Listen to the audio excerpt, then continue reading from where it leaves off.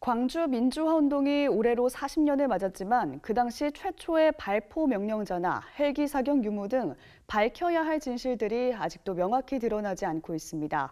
오늘 파워 인터뷰 시간에는 더불어민주당 이하경 의원을 만나서 5.18 진상규명을 위해 국회가 해야 할 일은 무엇인지, 또 5.18과 관련한 가짜뉴스를 근절하기 위해서는 무엇을 해야 하는지 들어봤습니다. 고석표 기자입니다. 의원님 안녕하세요. 안녕하세요. 네. 이번 21대 국회의원 선거에서 당선되시면서 이제 3선 의원으로서 활동을 하시게 됐는데요. 먼저 소감이 좀 어떠십니까? 네, 늘 부담되게 그동안 재선까지 했는데 제가 잘하고 있나 하는 생각을 하면서 했거든요. 네. 그런데 또 이번 선거에서도 또 시민들께서 한 번 더 4년 동안 일해봐라고 해주셔서 정말 참 감사합니다. 그동안 제가 열심히 했는데 시민들이 조금이라도 알아봐 주셨지 않나 하는 마음이 있어서 한편 기쁘면서도 긴장되고 부담이 큽니다. 예.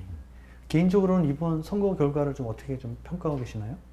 네, 전체 선거 결과도 예상보다 훨씬 그 선거 결과가 저희 당에 힘을 주는 결과로 나와서 참 좋았고요. 네. 군포에서도 제가 나름대로 열심히 했는데 네네. 그만큼 알아주셨다고 생각돼서 참 좋으면서도 부담을 갖습니다. 예. 이제 올해 같은 경우는 이제 광주 민주화운동이 이제 40주년을 맞았는데 어떤 좀 감회가 드시는지 말씀해 주시죠. 저도 사실 그제 갔다가 어제 올라왔거든요. 네네.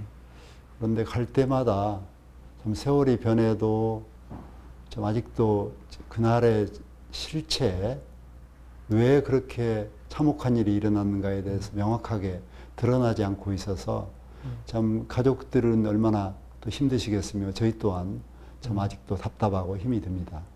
예. 지금 이제 말씀을 해주셨는데 그런 이제 진상규명이 아직 안 된 부분이 네. 많다 이런 말씀이신데 앞으로 이런 진상규명을 위해서 국회가 좀 어떤 노력들을 더 해야 한다고 보십니까? 네, 국회가 이제 저희들은 그동안 꾸준히 국정감사나 또 질의 때마다 이에 관해서 5.18 진상규명에 대해서 이야기를 해왔죠, 민주당은. 네네. 그러나 이제 국회가 또 합의기관이어서 이것을 반대하는 또 정당들이 있어서 충분히 그 광주 시민들의 답답함을 해소할 수 있고 역사적 진실을 해결할 수 있는 법이 통과되지 못하고 제대로 논의도 되지 못했습니다. 네. 지난 현재 20대 국회 저희 정무위원회에서만 해도 5.18 법정단체를 인정하는 법이 올라와 있음에도 불구하고 그 법안소에서 토론을 했음에도 끝까지 반대를 하는 특정 정당의 의원들이 있어서 통과를 못 시키는 것이 굉장히 가슴 아픕니다. 이제 21대에는 또 광주 또 5.18을 대변하고자 하는 지역의 의원님들이 많이 당선돼서 그분들과 함께 국회에서 꼭 통과되도록 노력을 하려고 합니다. 네. 이제 특별법을 이제 준비하고 계신다 그런 말씀을 들었는데 그 5.18과 관련해서 지금도 여전히 이제 가짜 뉴스들이 지금 많이 유포돼서 혼란을 주고 있는데 이런 가짜 뉴스들을 근절하기 위해서 어떤 제도적인 장치들이 더 필요하다고 좀 보시나요?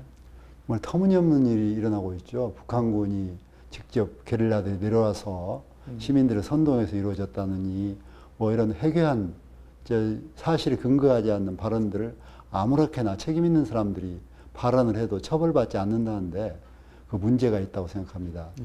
독일 같은 경우는 나치를 언급하고 나치에 대해서 호의적으로 또 선전하는 그런 발언만 해도 처벌받는다고 들었습니다.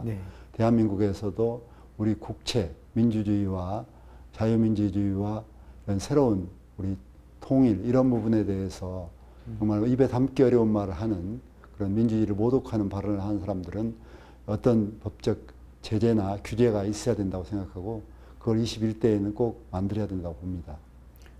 개인적으로 구체적으로 어떤 법 내용이 있어야 된다고 좀 생각하시는 게 있으신가요? 사실 근거하지 않는 역사 왜곡을 시키는 친일 문제랄지 5.18 문제랄지 회개한 논리로 하는 분들에게 발언만으로도 사실에 근거하지 않으면 제한할 수 있는 그런 그 법들이 좀 만들어져야 된다고 봅니다. 이제 끝으로 이제 그 크리스찬 기독의원이시잖아요.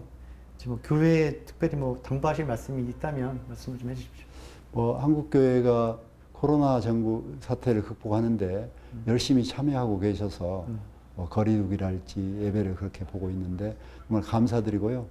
다만 이제 우리가 몸이 멀어지면 마음도 멀어진다고 하는 말이 있는데 사실은 우리 공동체 구성원들 사이에 또 하느님과 우리 신자들 사이에 마음의 거리는 훨씬 더 가까워져서 함께 고통을 나누고 또 함께 어려움을 이겨나가는 그런 한국 사회를 만드는데 한국 교회가 큰 일을 했으면 좋겠습니다.